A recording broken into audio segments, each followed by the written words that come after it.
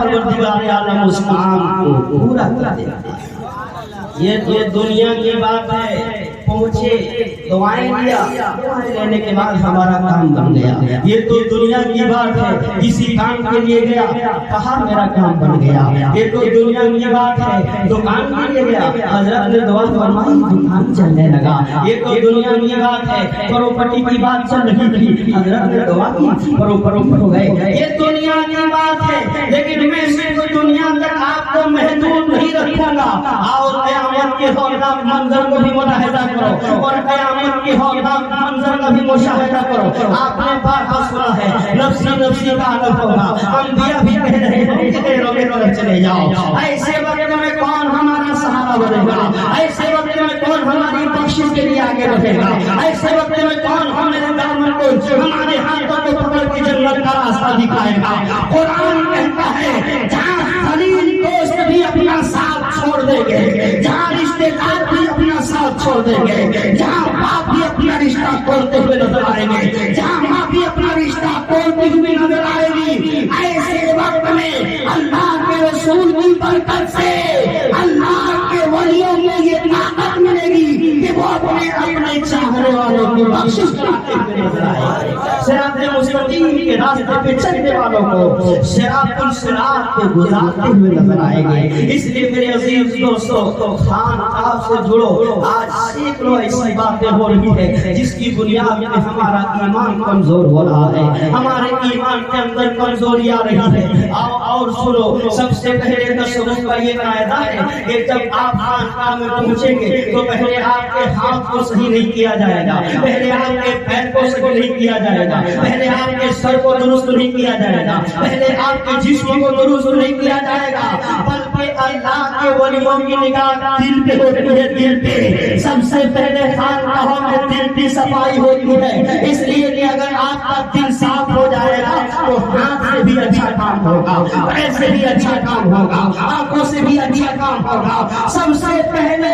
दिल साफ किया जाता है। यही मैसेज सरकार आसी ने दिया था। जब किसी ने पूछा था दिल को अल्लाह ने किस लिए बनाया है, तो सरकार आसी का कदम उठा था और वक्त के आसी बोल पड़े थे, या नबी दिल है तेरे इश्क में चलने के लिए, या नबी दिल है तेरे इश्क में चलने के लिए, जान बेताब है फुरकत में निकलने। मुँह छुपाते हो शराब क्यों लहदे अनवर में, मुँह छुपाते हो शराब क्यों लहदे अनवर में, जान छुपने के लिए है निकलने के लिए, है फना बातें बता सबको जहां में आसी, है फना बातें बता सबको जहां में आसी, जब चढ़े धूप तो समझो कि ढलने के। इतने अच्छे मैसेज दिए सरकार आसी ने। आप सिकंदरपुर के हो और सरकार आसी का भी जन्म सिकंदरपुर में हुआ है, आपकी पैदाइश भी सिकंदरपुर में हुई है। अगर आप खामोश हो जाएंगे तो शिकायत होगी, दुनिया खामोश हो जाने दो। अल्लाह के वली के तज़किरे फरिश्ते भी करते हैं, लेकिन ऐसे सिकंदरपुर वालों, मैं आपसे कहता हूँ, आपको बहुत नूरानी ज़ात मिली है, आपको बहुत बड़ी ज़ात मिली है, बहुत अनमोल दौलत मिली है। दुनिया की सारी चीजों को भूल जाना, तज़किरे सरकार आसी को मत भूलना, सरकार आसी के मिशन को मत भूलना। इसलिए अगर आप भूल जाएंगे तो याद रखना उनका फैजान आपको नहीं मिलेगा। कितना प्यारा गुलशन सरकार आसी ने छोड़ दिया है, कितना प्यारा गुलशन है। कुरान की तिलावत हो रही है, गांव वालों की मुसीबत दूर हो रही है, कुरान की तिलावत हो रही है, आने वाले मुसीबत छट रहे हैं, कुरान की तिलावत हो रही है, गांव में जो मुसीबतें आने वाली थी वो मुसीबत दूर हो रही है। मेरे अजीज दोस्तों, जिस गांव में मदरसा हो जाता है, जिस गांव में तलबा किराम हो जाते हैं, वहाँ हलाकत का अज़ाब नहीं आता है। किस बुनियाद पे कि यहाँ रसूल तो नहीं, मेहमान रसूल जरूर है, यहाँ कुरान की तिलावत करने वाले जरूर। اس لیے عزیز دوستو سرکار آسا کے مشن سے جڑ جاؤ اور سرکار آسا نے طریقہ سکھایا ہے جب تمہیں غم لاحق ہو جائے جب تمہیں پریشانی آ جائے جب تم دقت میں پڑ جاؤ تو اپنے پیر و مرشد کو محبت سے یاد کرو سبحان اللہ محبت سے یاد کرو یاد کرنے کے دو طریقے ہیں انسان مجبوراً بھی یاد کرتا ہے اور مسرورن بھی یاد کرتا ہے انسان دکھانے کے لیے بھی یاد کرتا ہے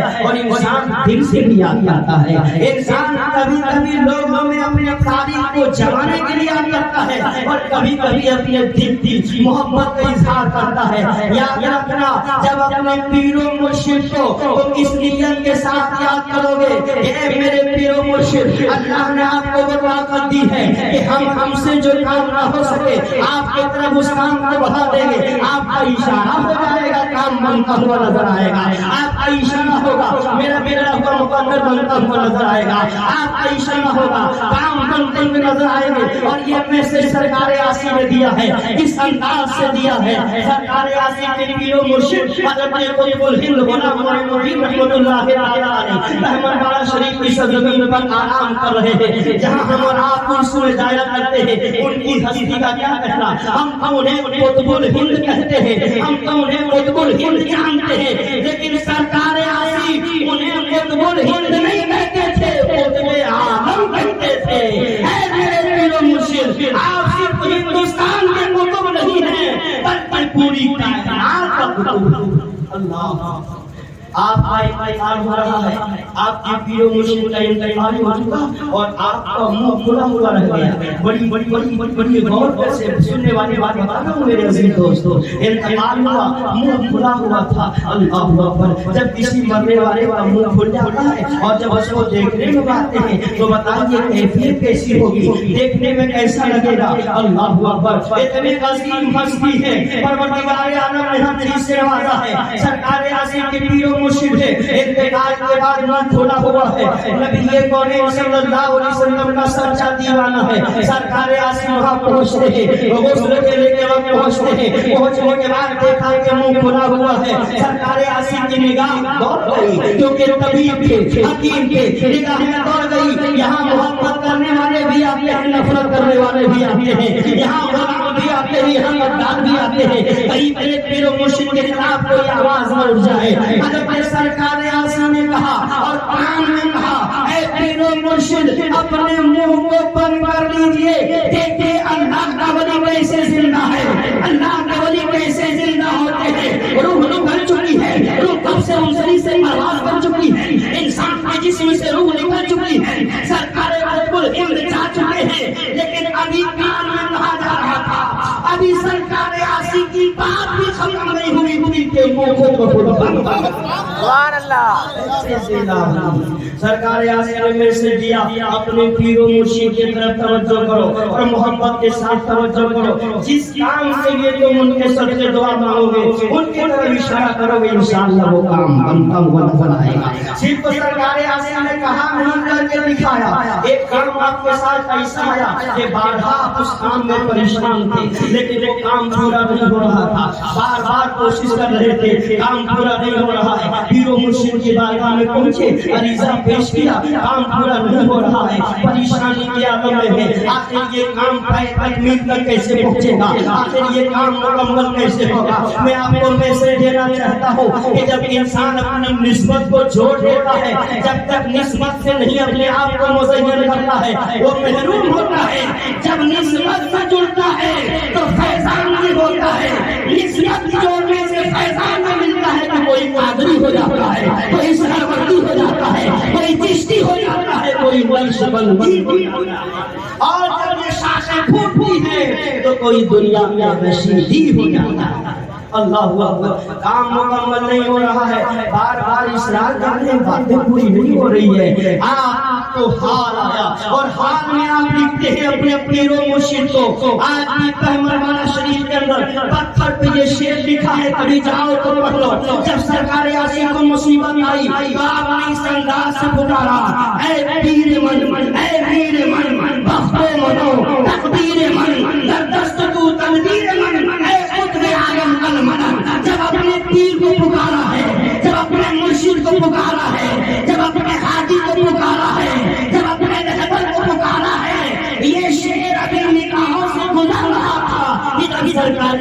کا کام بنتا ہوا معلوم یہ ہوا محبت سے آپ اپنے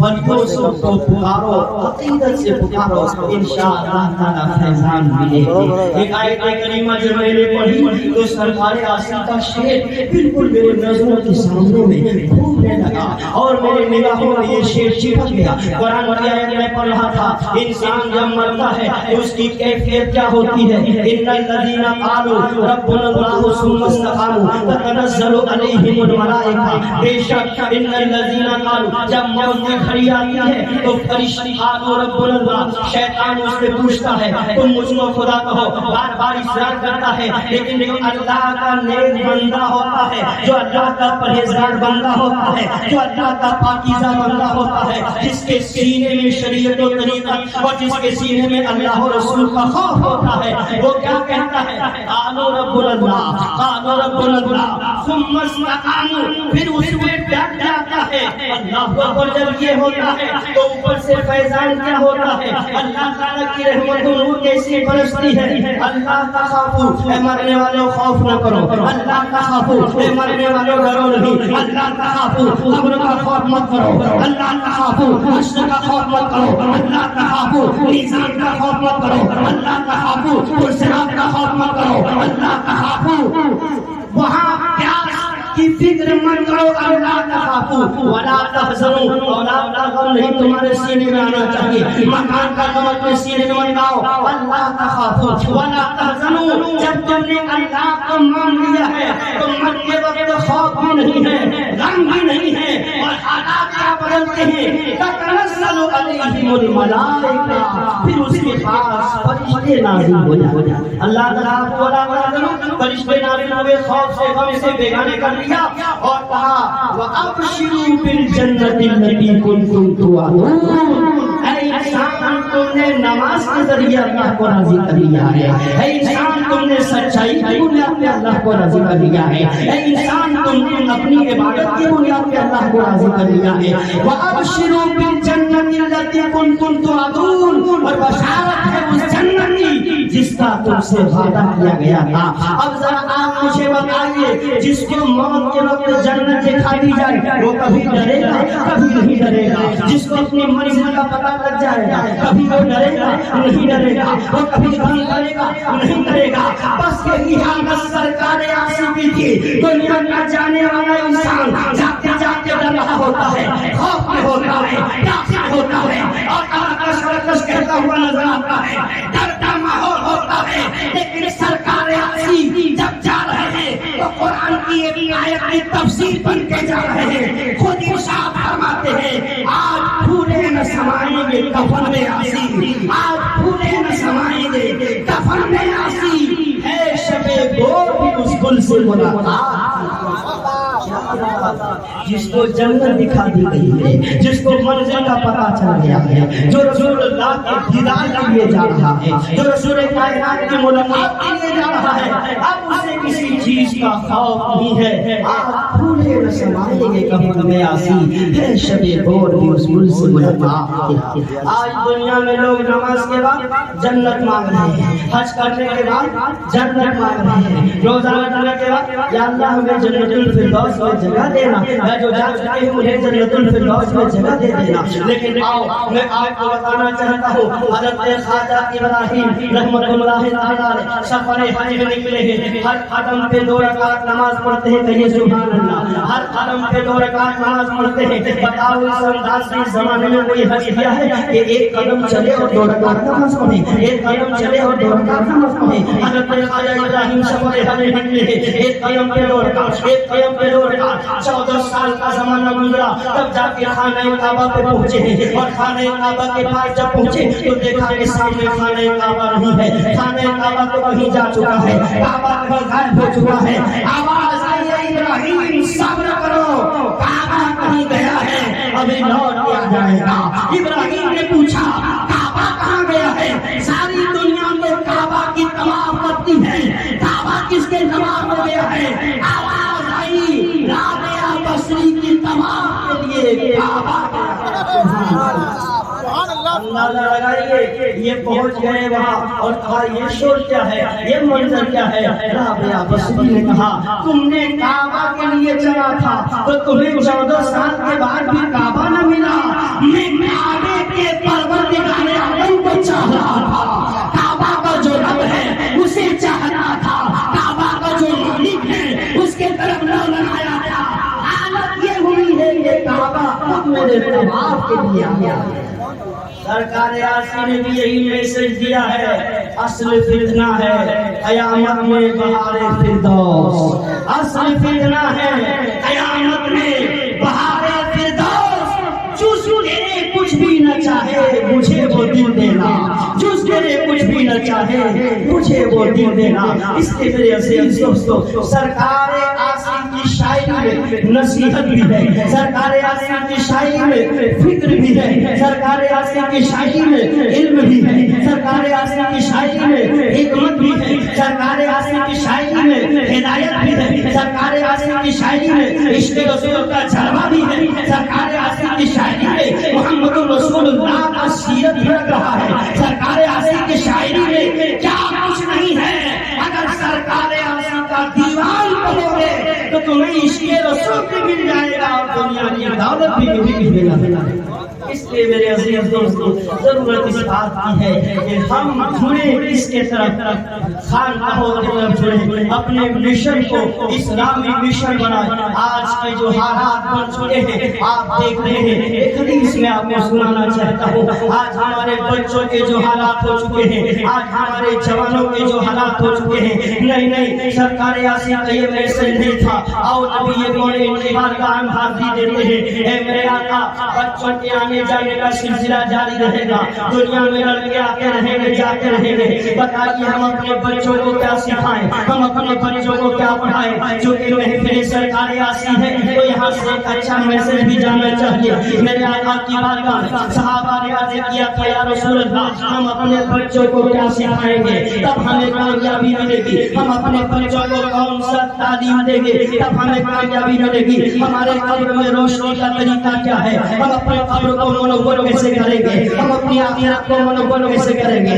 ہمارے بچے فرما بردار کیسے بنیں گے، ہمارے بچے باادب کیسے بنیں گے، ہمارے بچے عاشق رسول کیسے بنیں گے، ہمارے بچوں کے اندر دین کی فکر کیسے پیدا ہوگی، ہمارے بچوں کے اندر شریعت و طریقت و معرفت کے کردار کی نبیت کیسے بنے گی، ہمارے بچوں کے اندر اسلام کو آگے لے جانے کی فکر کیسے پیدا ہوگی۔ سینکڑوں سوالات تھے اللہ کے رسول کی بارگاہ میں، لیکن پیارے آقا نے سینکڑوں دعا نہیں بتائی ہے، محمد رسول اللہ نے سینکڑوں دعا کا انتخاب نہیں کیا ہے۔ غور سے سنیے آقا دو جہاں نے ارشاد فرمایا تھا اگر تم اپنے بچوں کو فرما بردار بنانا چاہتے ہو، تم اپنے بچوں کو باادب بنانا چاہتے ہو، تم اپنے بچوں کو دین کا سپاہی بنانا چاہتے ہو تو حدیث پاک کے اندر آیا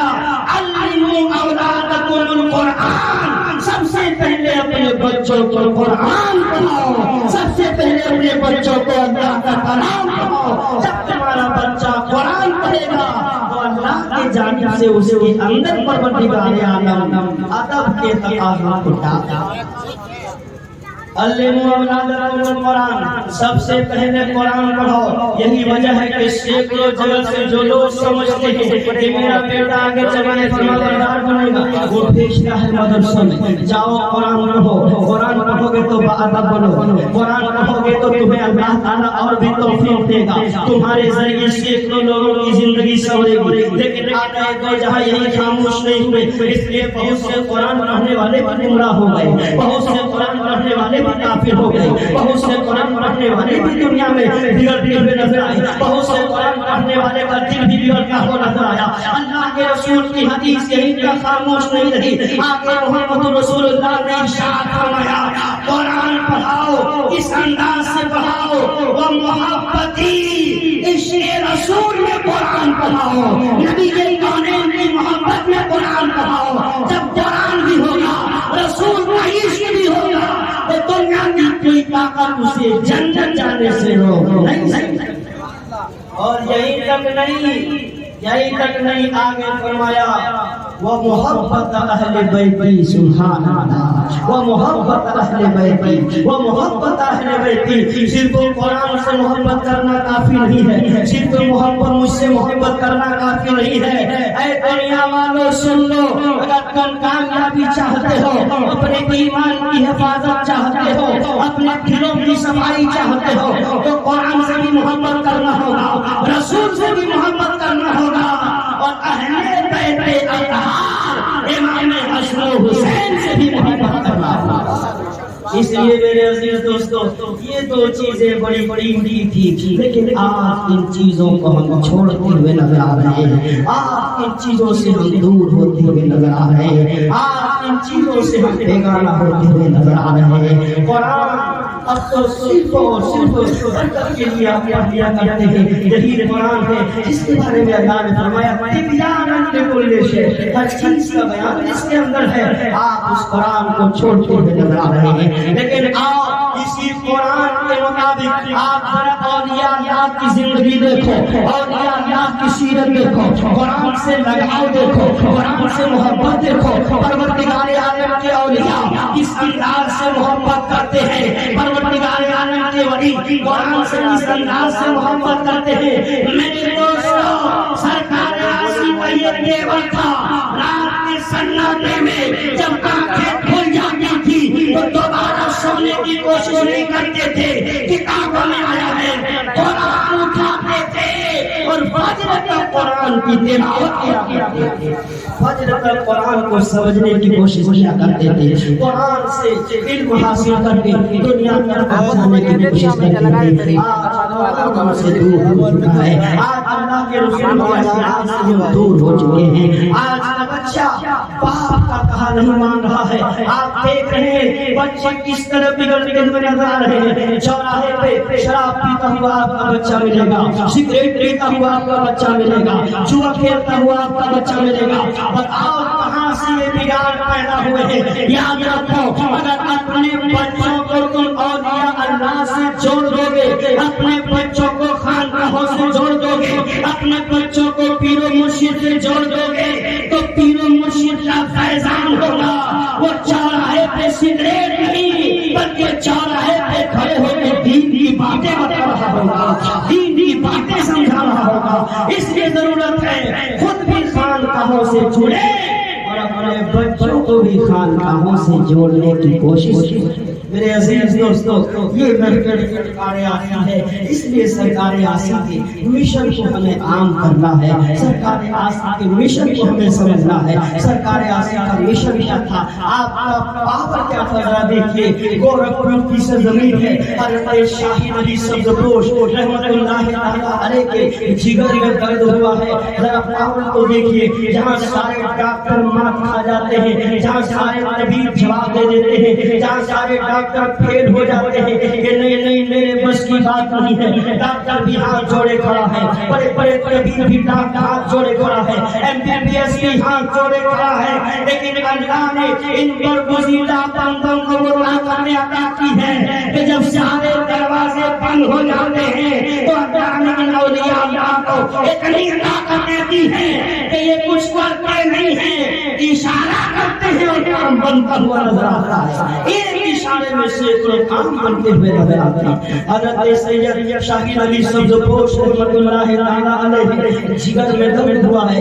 پریشانی بڑھ رہی ہے، تکلیف بڑھتی ہوئی نظر آ رہی ہے، آپ پریشان نظر آ رہے ہیں۔ اللہ اکبر، طبیبوں کو دکھایا گیا ہے، ڈاکٹروں کو دکھایا گیا ہے، علاج ہو رہا ہے، لیکن تکلیف بڑھتی ہوئی نظر آ رہی ہے۔ دیکھو سرکار آسی کی انگلی میں کتنی طاقت ہے، سرکار آسی کی انگشت میں اللہ نے کتنی طاقت رکھی تھی۔ جگر میں درد ہو رہا ہے، چاہیے تھا کہ ٹیبلٹ کھا لیں، جگر میں درد ہو رہا تھا، چاہیے کہ وہاں کسی طریقے سے علاج کر کے اس کو ختم کیا جائے، لیکن نہیں، سرکار آسی حاضر تھے۔ آپ دیکھیے تو صحیح میرے جگر میں درد کیسا ہو رہا ہے، اللہ نے کتنی طاقتیں دی ہے ان کی انگلیوں میں۔ کتابوں کے اندر آیا کہ آپ نے جہاں درد ہو رہا تھا اپنی انگشت مبارک کو رکھ دیا ہے، ابھی وقت بھی نہیں نکلا ہے کہ جگر کا درد ختم ہوگا۔